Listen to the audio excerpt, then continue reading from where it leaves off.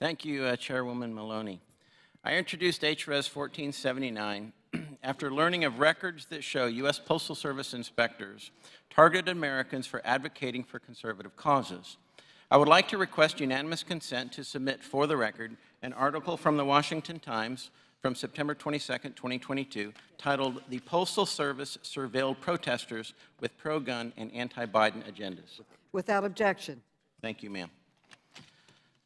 The article also outlines how it was not just conservatives being surveilled, but also people preparing to demonstrate against the police after the shooting of Breonna Taylor that were also being surveilled. My question is, what does that have to do with the United States Postal Service? Most Americans are not even aware that the organization that delivers their mail also runs a surveillance operation called the United States Postal Inspection Service's Internet Covert Operations Program, also known as ICOP, that tracks and collects Americans' social media posts.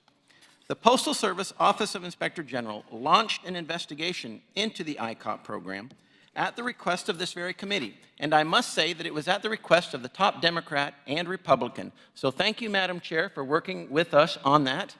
And with that precedent of working together, I hope that we can all agree to favorably report this to the House of Representatives for consideration. The resulting report clearly stated that the Postal Inspector's surveillance overstepped its lawful law enforcement authority. And I quote, "We determined that certain proactive searches, ICOP conducted using an open source intelligence tool from February to April 2021 exceeded the Postal Inspection Service's law enforcement authority. Furthermore, we could not corroborate whether other work analysts completed from October 2018 through June 2021 was legally authorized.